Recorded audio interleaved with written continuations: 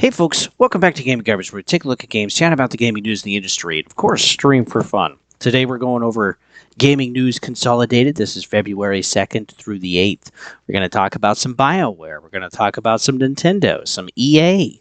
We're going to go over John Gonzalez, the lead writer for Fallout New Vegas, and what he's doing. We're going to talk about the Spiderman 2 port, Kingdom Come Deliverance 2. We're going to go over Warner Brothers, Midnight Society. We're going to go over the Capcom showcase. There's a lot. So what I do every week is I take time anywhere usually from 5 to 10 hours, sometimes a little more than that, to watch videos, read articles, and put it all in a single package for you guys to listen to as a podcast. And just catch up on the news once a week. So sometimes it can get frustrating watching multiple videos, keeping up with multiple channels. My goal here is just to keep it all in one place. The trade-off, though, is that this is all done in roughly about an hour. Sometimes more, sometimes less. It really depends on the content. And then, I just throw up something for you guys to watch. And, let's go ahead and get started. So, Bioware. Well, they had some temporary reassignments for the employees at the company, and now we're finding out that those reassignments are actually permanent. Also, most of the writers have actually been fired at this point. Even some that were with BioWare for 15 to 20 years, they've also been fired. So there's maybe a few that have actually been left, but BioWare is now down to less than 100 devs at the company or at the studio, and dozens of others have been fired. And this is truly pretty striking, because Veilguard was such a failure, and they've had multiple failures in a row now.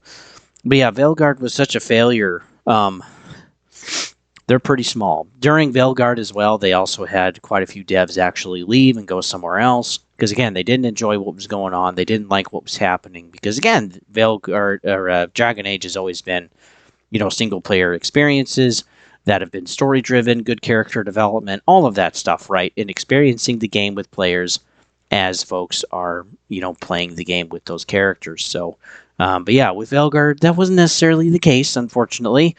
We're not going to get into that. We already have before. But now we know that BioWare, that team is actually working on Mass Effect 5. So that is actually in full production, and that is going to be moving along pretty quickly. Now, I do have a little bit more hope about this, because, again, a lot of the writers at BioWare that worked on Veilguard, they're gone. Okay, they've gone over to Insomniac and Sucker Punch, or they've gone over to, I'm trying to think of another one, Battlefield Studios, Motive. Yeah, they've gone to different places, and they're not like all collective together in one spot. They're a little bit more branched out. Maybe they'll do less damage to the IP if they're branched out from each other than together. But we'll have to see. That does give me a little bit more hope for Mass Effect, because we want the story to be good. Okay, Andromeda wasn't great. It's seen as a better game today, but when it first launched, man, it was buggy. The multiplayer didn't work that great. The story wasn't great either. But Mass Effect Remaster Collection of 1, 2, and 3 is an amazing game if you've never played those. So, with Mass Effect 5 now being worked on, it's already, quote, kind of been worked on since 2022 or 2023. But again, these are a lot more conceptual ideas and whatever, or kind of maybe just even starting at the drawing board. So it's not very far in production at all, if it is. And so now they're going to be working on this, and this is kind of necessarily like their last game, because again, Veilguard failed so badly, that's going to be pretty damaging. So hopefully, honestly, it gets better, because I'm not sure if BioWare is actually going to be able to survive another bad game. They've already had Anthem, I can't remember the other one before Veilguard, and then Veilguard after that. It's man, if they have 4 in a row, roughly, how are they going to survive that? I honestly don't know. Because as a business, as a company, you have to make money, right? You have to provide something that people want, and they pay for it, and you don't screw them over, and they continue to give money for it, and then you build your brand based off of that. Oh, yeah, it's good quality. It's a good value. It's whatever. And that's how you actually make your company work. Well, if you're a company that where people don't like your stuff, how are you going to continue to save your brand? How are you going to continue to sustain that? Make it better, make it grow your consumer base, because it's really kind of a long haul type of fight. And yeah, we just don't know what they're doing. It's just horrible. Um, Thinking about Dragon Age Inquisition, that was actually Game of the Year when it came out. And then Veilguard is one of the worst games in 2024. I just thought that was an interesting comparison as well. Yeah, that's just crazy. So yeah, we'll see what happens at Bioware. Believe me, I'll be keeping my eye on it. We did see in other news a job listing for Perfect Dark. This is going to be an Xbox game, likely also going to PlayStation as well, and everybody else. Maybe even the Switch too, if they have a good enough upscaler and if they get that out in time. But yeah, we'll see about that. But yeah, the Perfect Dark, well, there was a job listing for an optimizer game renderer position for, quote, multiple platforms. So yeah, basically that does tell us that they do plan to get it over to PlayStation and other platforms, of course. PC and Xbox will always be day one. PlayStation and maybe Nintendo will be later, or maybe even on release date, on launch. I don't know. We're not exactly sure. But we do know that it is likely coming to PlayStation. So if you're excited about that, you can look forward to that. Let's talk about Nintendo. Oh yeah, actually, there was a lot of Nintendo news. Well, we'll get there. We'll just jump around because again, I write this stuff down as I see it in my research. So yeah, Nintendo is going to be raising Nintendo Online. Not everywhere, just in some regions, mainly South America. Price will go up roughly 10 to 25%, depending on where you live, where your country. And this is basically happening because of inflation in the area. Like in Argentina, I think in 23, their food inflation was up 100%. Pretty insane. And a lot of their other goods are too, of course. And so, yeah, their inflation in some of these places are really, really severe. Like Peru and Venezuela as well, and Colombia. I mean, yeah, it's not a good time. So, if you do have Nintendo Online, make sure you buy as much as you can and actually get it connected to your account. Or even just have some codes on hand at a later date so that you can redeem that stuff later and save some money in the long run. So again, it'll be going up roughly 10 to 25%, and the prices go up on March 1st. So yeah, buy beforehand. Let's talk about EA. They shared a video update on the next Battlefield, and we got to hear from DICE, Ripple, Criterion, and Motive Studios. All of these put together are called Battlefield Studios. These are now going to be working underneath, and DICE has worked on Battlefield forever. Criterion usually works on like Need for Speed games, and then Motive has generally been a support studio, but they also have some independent projects that they're working on as well, that EA has given the green light for, like Iron Man. They did the Dead Space remake, which was wonderful, by the way, and but yeah, they're also parsed out to also work on other IPs as well, like Battlefield, so that actually makes me excited. We know that Motive is working on the campaign, so I'm sure the campaign is going to be pretty fun with what they've done with previous projects already. And we do know with this new Battlefield, we will be getting a full campaign. And then closed testing will start soon. You'll need an EA account, though at this point I wouldn't even bother. Because the whole idea is that they're going to take everybody that they can to basically alpha test for them, give feedback, they'll tweak stuff, start again. And they want to repeat that process as many times as they can until launch. Basically, think of it as like a large-scale early access, right? Something like that. Though it's maybe a little bit more restrictive, but again, they want to be able to get like tens of thousands, if they can, of people that can be playtesting the game and giving them feedback, which I think is at least a good sign. That's wonderful. They don't necessarily have my vote yet. I need to see some gameplay on that. If you if you are curious about the actual Battlefield game, you can go to their Discord, and you'll be updated on everything that they're changing and everything they're doing with the game. Excuse my voice, folks. I'm still going to be coughing here. We got a big bottle of water next to me. But yeah, this is generally some pretty good news. Tens of thousands they eventually want to use in the United States and in Europe to provide feedback and gameplay. And then, yeah, they'll keep everyone up to date on Discord. So, which, yeah, that's nice. So hopefully they actually take it. Because, again, we gave that with, like, Battlefield 5 and 2042, and, yeah, they didn't take that. So, well, whatever. They're also adding Battlefield Labs.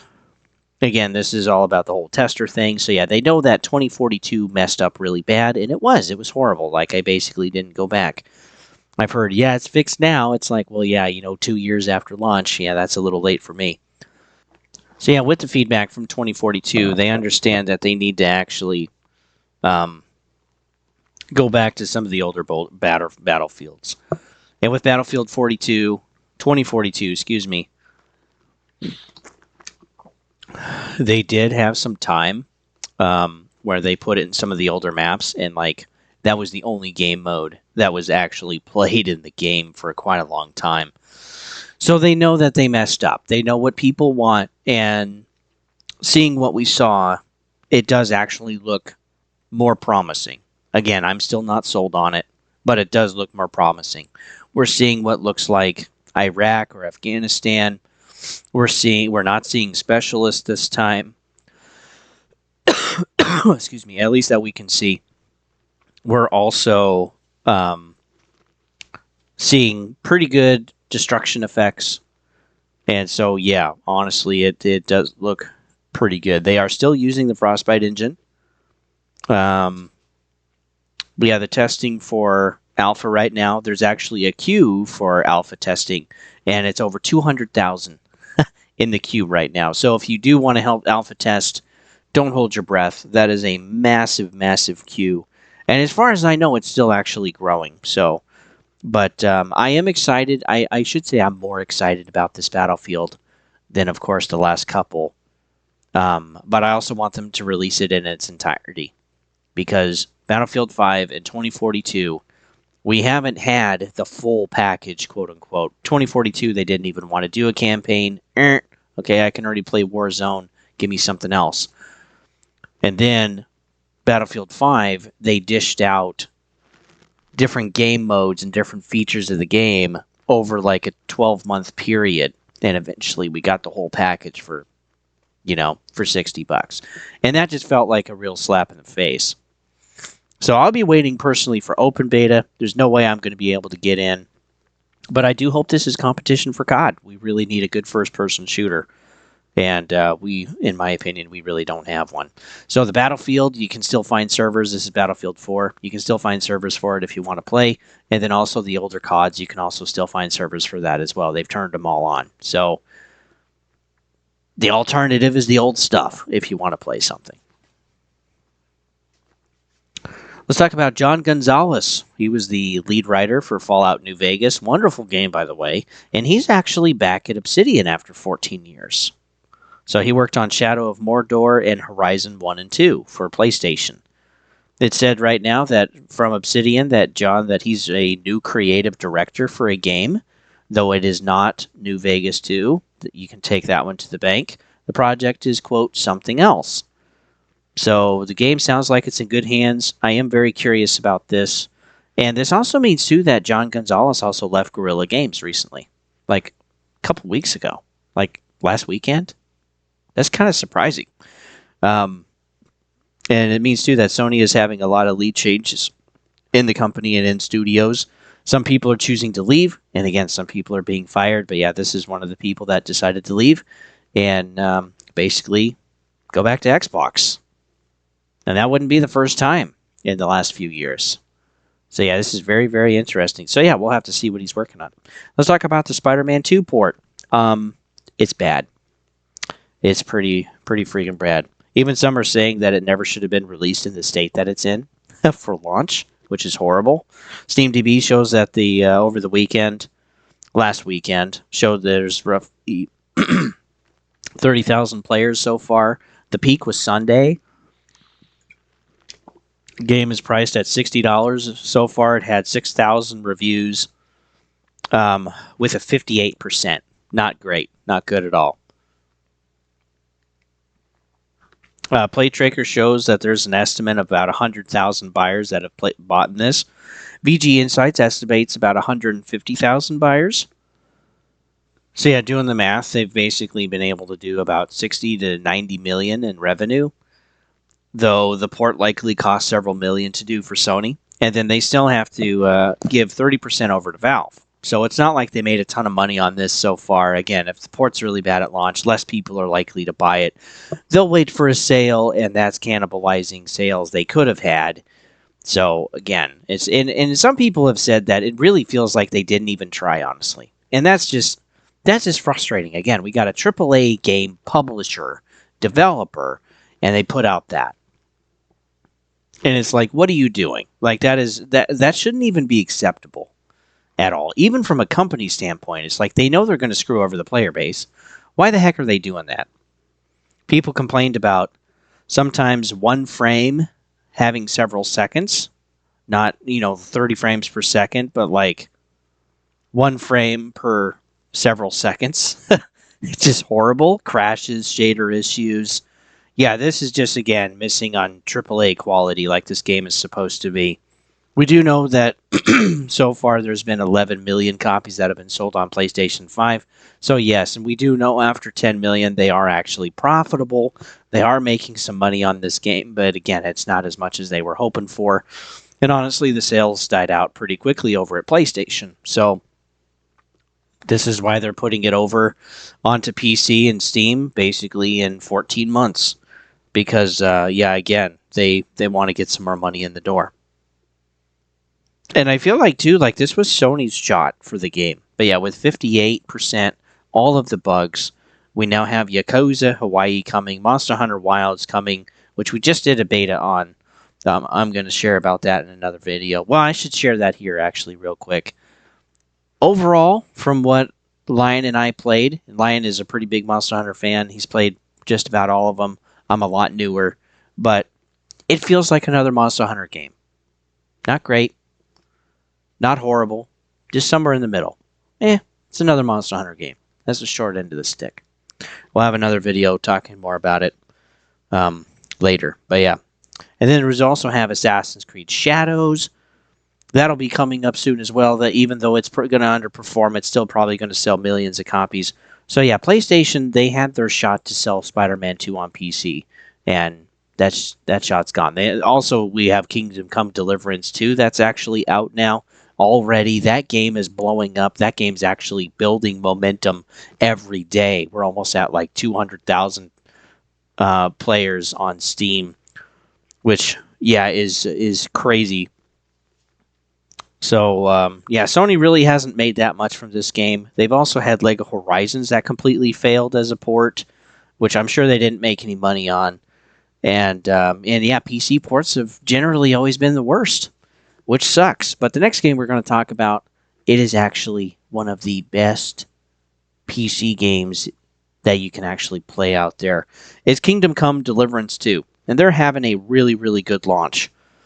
So right now it shows about 90% on SteamDB. So people really liking the game. Again, the game costs $60. Peak launch so far has been 190-some thousand. It's continuing to grow as a peak every day. They're hitting a new peak every day so far. And this game is a true simulation game. Even washing the blood off of yourself so that you can be more approachable in society has an effect. So down to that level of stuff that you got to do. And it's manual. It's not like just clicking a button and the game animates it for you. No, you actually kind of got to do a little bit of the work for writing, shooting, crafting, making a sword. I mean, all of this stuff. You actually got to do some of the work. And so, this is a true simulation. Again, not everybody's going to like that, and that's okay. But they understand who their audience is, and that's why this game is kicking off. So they've done a really wonderful job. This also, too, is going to be a time sink. So if you thought the last one was going to be a time sink, this one is more refined, has a higher level of quality to it for gameplay, for game mechanics, and other features, too. And then, this is just also bigger and more stuff to do. So it's a really big game, but it's not going to be for everyone. On PC, it runs incredibly good. on high, even to ultra high settings. For most people that have like a 40s graphics card. There's no crashes. Those that have 8 gigabytes on their GPU, they're going to struggle a little bit. So yeah, you can just dip it down to high settings, or generally wherever you need, and you should be perfectly okay. The frame rate is also really consistent at a 70 to 80% on ultra high. The upscaler, if you turn that on, you're now over 120 frames per second. Even some people have gotten up to like 150 frames per second or 160, which is pretty amazing. I will link down a Oh No It's Alex video where he does basically a quick technical analysis. It's really straight and to the point, which is wonderful, about how the game runs on PC and what he suggests for players depending on what they have, on what settings they should run. It also runs really good on Steam Deck. The CPU is pretty much in hefty use, as well as the RAM. But you're getting pretty consistent 60 frames per second in the game, which is, again, pretty incredible, especially for the Steam Deck. So yeah, Come to Deliverance 2, if that looks interesting, go ahead and take some time. Because, yeah, it's probably one I personally would be interested in. And again, it's like the developers know what they're making, they know who their audience is, and they're just going for it. And I just wish more of them did that. That'd be wonderful. Let's talk about Xbox. It looks like they can actually play some PlayStation games.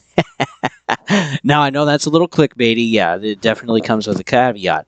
And there's really only a very scarce few that you can actually do this with. But some of us have heard about GeForce Now, which this is a subscription service, and then you can like stream the games right to your platform for anywhere from $5 to $20 a month, depending on the quality and stuff that you want. I did check a games list from December 2024, so pretty recent, and I did find one game. I didn't check them all, but I did find one game called Days Gone that you can actually play on your Xbox. And how you do it is you basically open up your web browser, you pay for GeForce Now, you go through the browser, and then you can play it literally right there. They'll just stream it to you to your browser, and you can play it on your Xbox. That's pretty actually flipping wild. As time goes on, as more of these games, especially first-party games, are going to PC, we can probably see that GeForce Now, being a PC company, they're going to put more of the games on that service to kind of create a better value for players, or even just adding new content for players to play that have had the service for a while. So right now, Spider-Man 2, not on there. Bloodborne, not on there. Stellar Blade, Black Myth Wukong, not on there. So there's a lot of them that are currently not available. Excuse me, these first and third party games. But I do imagine more are going to show up because, of course, NVIDIA wants their GeForce Now service to continue to grow and make them money. Who wouldn't, right? But yeah, I just thought that was pretty interesting. So, all right, let's talk about Warner Brothers Multiverse. They're going to be shutting down after this next season, Season 5. And the issue is just that nobody's playing. It's had lag issues. It's had broken characters. The grind has been too high for characters if you want to get it for free. There's also so many currencies in the game. I even saw that they added another one I didn't even recognize, which is crazy. The microtransactions, again, are ridiculous. It doesn't even really feel like a game. It's just this grind fest that you got to do perfect a lot of the time. Otherwise, it was totally pointless in trying. And Multiverse even relaunched in a worse state, which is crazy. They had a whole year, basically. I think it was like 15 months to figure it out, relaunch it, and it was in worse state. And so, again, it just has not had a good time. There's more characters and stuff that have come since then, but again, nobody's playing. Nobody really cares. And currently, there's no talks or refunds, especially for the Founders Pack. Again, what they're promised you in the Founders Pack language is that you could get 30 hero tokens, which is technically what they gave you, but you're not even going to be able to use all of those tokens because there's not going to be enough characters that they're going to make after Season 5 for you to actually use them all to unlock those characters. So, yeah, you just got, you got screwed. That's the short end of the stick. And this is honestly what's killing live service. It's the fact that the trust is abused, and this happens all the time. And so, yeah, live service could work, sure, um, but you can't screw players out of their currency, out of their money. You can't allow them to buy something and then you change it so that it's, quote, not meta anymore. Okay, Call of Duty does this all the time. You also can't, promise content and then not provide it. Another thing, too, is a lot of the content doesn't even really matter. The cosmetics, the whatever, it's like, give me some extra missions like you used to with pre-order content, with seasons, even like Battlefield 4. Like, every season, you got new maps, new modes, new guns, you got everything, and it was great. It was a wonderful experience. But, man, it is way less than that now with what they actually provide. And, yeah, this is why live service is dying. It's how you guys as publishers are presenting it. Like, wake up. Holy cow. If you could actually make a video game instead of a digital shopping experience, I think people would be excited for it. You know what I mean? Of course they would. That's how you can make Black Myth Wukong for $45 million and sell hundreds of millions of copies. That's why Palworld can release an early access and sell 28 million copies. It's because they're caring about their player base. They're providing them a fun experience at a good value. That's all you got to do, publishers. I'm serious. That's literally it. But yeah, the game's going to shut down, no refunds, and that's the end of that. Bye-bye, Multiverse. Lion and I did play it a little bit. Again, the lag was bad, and it's there. As a game, it's there, but it's not enough. Unfortunately, it's not enough. Let's talk about Midnight Society. They're going to be closing down. This is actually they had Dead Drop, which will now never release. This was going to be some type of NFT extraction shooter on the blockchain, of course, which, again, every single one of those games has basically been garbage, and people don't even talk about them anymore. So it's not like this game was going to do well anyway. But yeah, this game is now done. And the reason you might recognize Midnight Society is because this is actually the studio that Dr. Disrespect co-founded and put some of his own money in. And but yeah, now the game's dead. So yeah, this is brutal. Roughly, there's about $11 million put into the studio, and again, roughly. But yeah, a good chunk of money. But again, that's not going to turn into anything. We're not going to get anything out of that. All of the devs too. There's 55 of them. They're all going to basically be laid off, and they've lost their jobs, and so they're going to have to be going somewhere else. But whatever they do contribute to the next game they're going to work on, better not be freaking some live service NFT trash, because nobody wants that stuff anymore. After Doc was actually kicked out with immoral admittance, the studio was still planning to go forward at the time in making Dead Drop. But again, something has just happened and it's over. It's honestly over. Also, just a quick note, Doc has actually been remonetized on YouTube.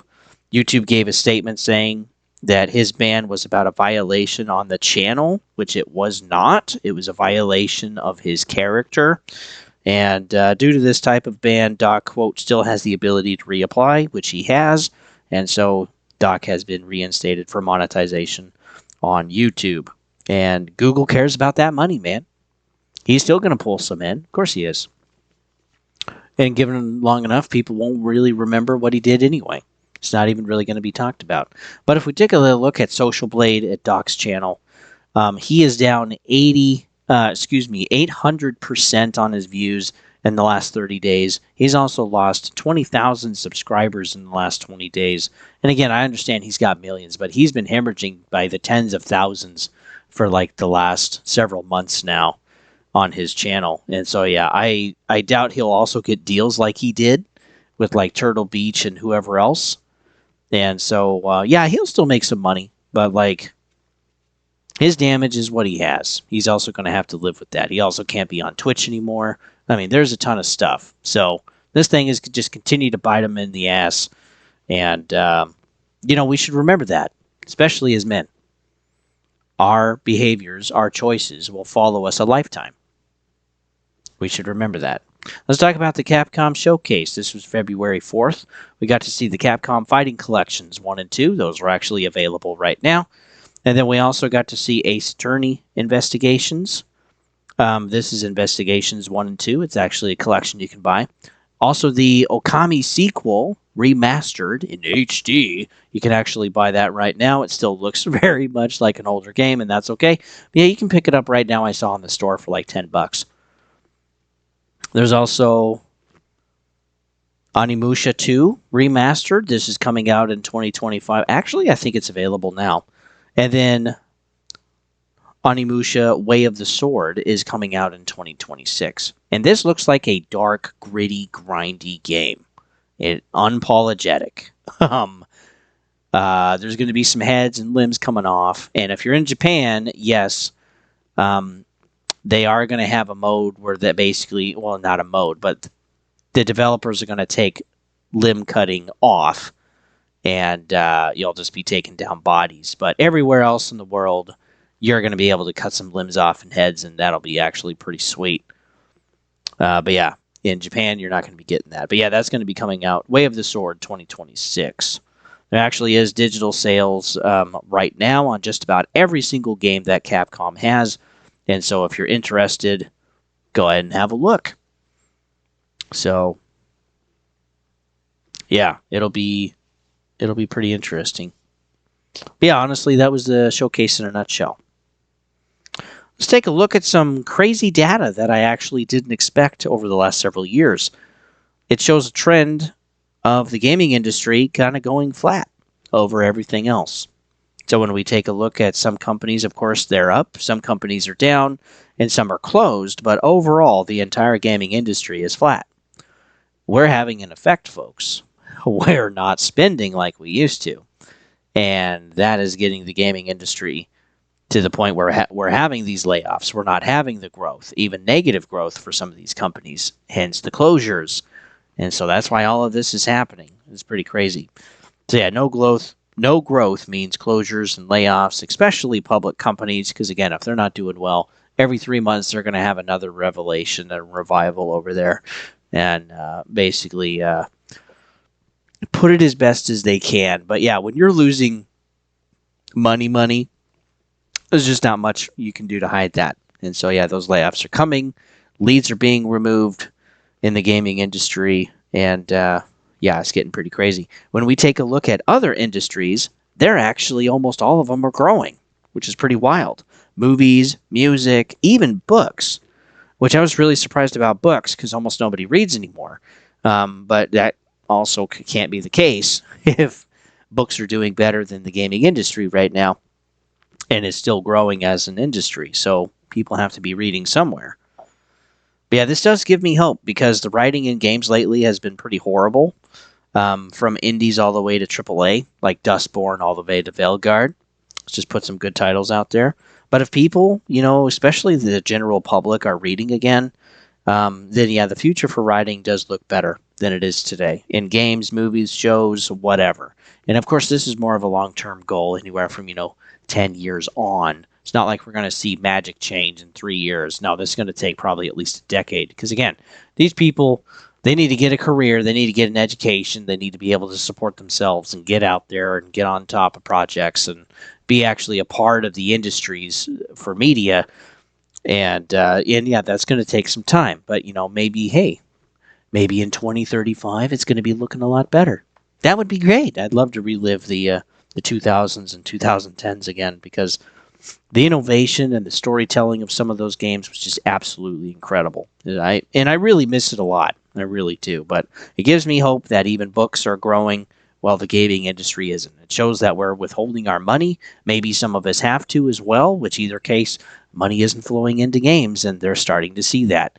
And then yeah, we have an increase in books every year. Still, every single year. And that's wonderful. Let's talk about Sony. They're going to be taking down some Bloodborne. That's right, Bloodborne related stuff. They're taking down a 60 FPS patch, which has been out for a while, but just all of a sudden they're like, nope, we're going to get rid of the the 60 FPS patch. So again, you're not going to be able to play it at 60 frames per second. All they'd have to do is just freaking update the game. For frick's sakes, they should have Bluepoint at this point be able to take Bloodborne IP and just make a remaster, like they did with Demon Souls. Demon Souls, I've heard, is wonderful. It's great. But again, it really didn't sell that well, which is kind of surprising, because there's like 70 million consoles out there now, and they didn't even sell 3% of the console base, which is crazy. But anyway, that's how it is. I'd love for them to actually do Bloodborne. There's also a PlayStation 1 demaster for the first few hours of the game. This is basically a passion project. It's free, but the claim said that they're basically stopping them on their channel because they were using the trademark, quote, Bloodborne. So the game is still there. If you actually want to play it, the demaster is still available. You can go to itch.io, just like it sounds, itch.io. And it's a place where you can download free indie games. And there's a lot of them on there, actually. They can be practice, they can be remasters, they can be passion projects, whatever. There's some kind of iffy ones on there too. So, just a heads up. But yeah, I was able to actually find Bloodborne. Excuse me. I was able to find Born of Blood, and I'll be playing it for you folks. I'll be giving it a shot. And I'll be doing horrible because, again, I don't have a controller. But yeah, you guys can wait for that. I am curious, though. With having these claims against these two things, like the patch and the demaster, does this mean we're going to get something with Bloodborne in the future? God, I hope so. I'm still not holding my breath. What we've heard Sony say at this point last year was that basically they're waiting on From Software. So now it's in From Software's court. And, well, they're working on getting Night Rain out, plus whatever the next project they're working on. So I don't think we're going to be getting a remaster, which is a real disappointment. But it would be nice if we could actually get something like Demon Souls. And just remake the thing. Why not? Come on. Give us what you want. You will sell tens of millions of copies. The money is there. Do it. Let's talk about Nintendo. This is going to be quite a long one because they just had their earnings report, and the call was from April 1st through December 31st. And so we're going to go over some just kind of technical data, but it does show the state that they're in. And it's kind of shocking. And yes, they do need, believe me when I say that, they do need the Switch 2. So total assets were up 7%. Cash was slightly down. Total liabilities was up 29.7%. That's pretty high. Liabilities to assets is 20.5%. What that means is that basically all of their liabilities can be paid with 20% of their total assets. So it's not like they're in fear of completely going under. They have plenty, but again, most of that is actually stock in the public company. It's not actually cash on hand. Cash to debt is 50%. So what that means is that their total debt, half of their cash could pay it all off. So that's also a good place to be. Stock is roughly 67% of the total of the company's assets. That's pretty normal, unfortunately. So yeah, if the stock goes down, the assets are going to go down, of course. and that's going to make things look worse for the company, which is probably going to send the stock down more. And yeah, that's going to be a little bit of an issue. Nintendo's income statement, looking at the last 9 months from 2023 to the last 9 months of 2024. So we're looking at that same time period over 2 years. Net sales were down 31.5%, which is pretty freaking huge. This does also include, by the way, holiday sales with Christmas and Black Friday, down 31.5%. Ooh, that's pretty bad. Looking at gross profit, down 27.4%. This is before taxes. Looking at operating profit, which means the amount of money going into their operation, how much does it produce back? Well, it produces back negative 46 point. Well, no, I'm saying that incorrectly. I should say the net profit from 23 to 24 is down 46.7%. So they're still in the green. They're still making a profit, but they're definitely not making as much. Also taking a look at net profit, this is down from 23 to 24, 41.9%. Again, it's still in the green. They're still making profit. But this has been multiple years in a row now with weaker balance sheets, again, making overall less profit, less operating, less sales. They can't keep doing this. And this is why Nintendo knows that it's time for the new console. So Nintendo is slowing down in their profits, and eventually this isn't going to be sustainable, like with what we've seen with Ubisoft and with what we're kind of seeing right now with EA. So the net profit income was 24.8%. This was down from 29.3%. So again, they lost about 5% roughly. They also didn't meet hardware sales forecasts. That was off by about 12%, which again, that's not good. That's quite a bit more than they expected to not actually sell any hardware. Also, software sales forecast was down 6.3%. So again, that's a fairly big amount down over that time period. And yeah, they're just not selling as much. Annual users right now, which means if you just turned on your Switch on one time last year in 2024, they currently have 127 million from 2023 up to 129 million in 2024. They have sold 150 million consoles now, but only 129 million have actually been turned on. That means there's 21 million out there that aren't being used, and that's roughly 14%. That's kind of high. 14% aren't being turned on or used. That's kind of shocking. That's a little higher than I would actually expect. And again, it just needs to be turned on once a year. And 14% aren't even doing that. So you think they're buying games with them? No. No, they're not buying games with them. Also, they had 9 first-party exclusives in 2024. That's about double of what Sony had overall. We'll get into that, too, in another video. So, yeah, this really shows that Nintendo, they are definitely not making as much as they should. It's getting harder to keep their profit margins up, and it's getting harder to actually keep everybody employed, right? To keep that cash on hand, to keep things moving. Because, again, they're just not making the sales. Everything is down here. Everything. Except for the annual users is up 2 million over year to year. So, that's something, at least. Oh, and the other thing that's up is Nintendo Online. That subscription is going up for some people. And it'll probably go up again some more this year, later in the year. But yeah, Nintendo really... That's why we even started seeing this in 2022, I think. Nintendo started mentioning that, hey, we're just seeing that we need to get the next console out, that we're kind of on the back end of the Switch, and we need to produce something else so that to get hype again, to get excitement again, and to get people back into actually spending in our ecosystem because it's not really happening. So, yeah, that's not a good thing for them. So, yeah, with the Switch 2, it's probably going to be coming out later this year. We're just waiting on April 2nd. Pre-order is going to be insane. I suggest you actually do a pre-order if you want to Switch 2. That's what my wife and I are going to be doing. And yes, I'm expecting $400.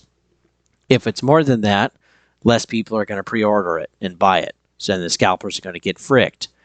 If it's less than $400, it is going to be insane. So we'll have to see what happens. Last piece of news that we have here is 2K Publisher is removing Condry.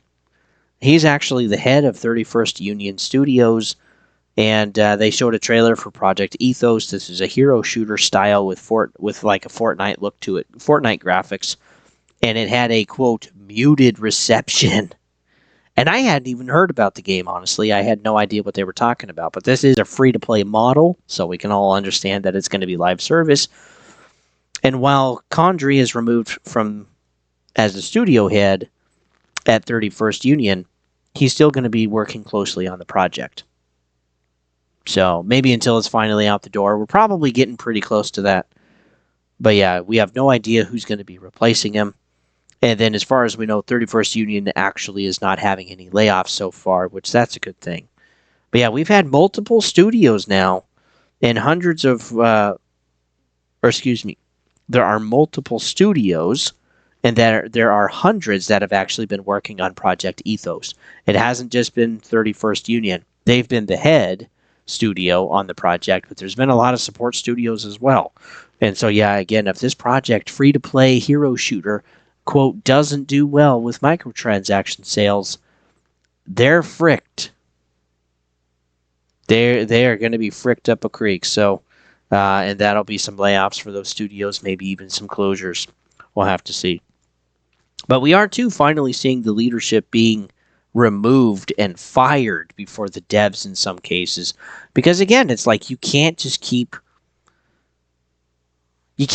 following a trend and expecting it to just keep working for you. You have to come up with something on your own that's unique, that's going to engage an audience that you know is there and hungry for what you're working on, and that's how you're going to be making money, like Black Myth Wukong. I think, too, we're also getting to a point where we're having too many kind of like Japanese samurai games, right? Like Sekiro or Rise of Ronin or Phantom Zero or Where the Wind Blows or Ghost of Yote, okay? Like, we're getting all of these kind of Japanese samurai games, and when you have too many of them, you feel like you've played it before. So unless you truly do something innovative, it's like, I feel like I've already played this before. I'm not that excited. And then when you have another one come after that, you're like, oh, I'm just going to pass. I'd rather play something else that's going to be more exciting, because you guarantee there is going to be something interesting out there compared to just a repeat type of project. And so I kind of worry about that. It's just like the hero shooters. Okay, they've had their time since like 2000. Well, excuse me. Team Fortress 2, really. Team Fortress 2 was a huge one, but yeah, we really got kicked off with Fortnite. I mean, we had like Rumbleverse and Multiverse and Apex Legends and Insurgent, Sandstorm, X Defiant, all of these, all of these type of like live service, hero, free to play type of style of games, right? We've it's I know some of them are different, but boy, it's all so convoluted. It all just feels like the same thing to me anymore, which is pretty wild. If you are curious about Project Ethos, you can actually sign up at EA's website for future playtests at 2K. But yeah, this game's probably going to be dead on arrival. It's not good. They released a trailer in October of last year. I didn't even know it came out. I didn't have any idea. That's going to be pretty brutal. Well, thanks for tuning in, folks. If you liked it, go ahead and like, sub, all that jazz. We do this once a week.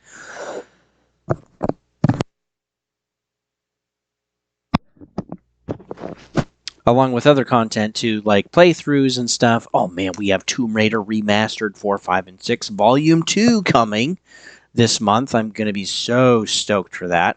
I'm also going to have a little bit out there for Monster Hunter Wilds Beta, which again, I did give you a little bit of a lowdown, but I'll have something that's a little more detailed. And then, yeah, we have initial looks. Generally, most of them are on Game Pass. And then, yeah, we're going to also have deep dives. The next one I have to do is actually on PlayStation. And I'm thinking of doing one on Nintendo and doing one on Xbox as well. So, and we already did kind of like a dive into what's out there for the handheld market. So, yeah, why not? Let's keep it going. So, yeah, PlayStation 1 will be dropping pretty soon. Just got to be able to have the time to do that. So, with that, folks, thanks for tuning in. Share if you enjoyed the content. I appreciate that. We'll see you guys on the next one.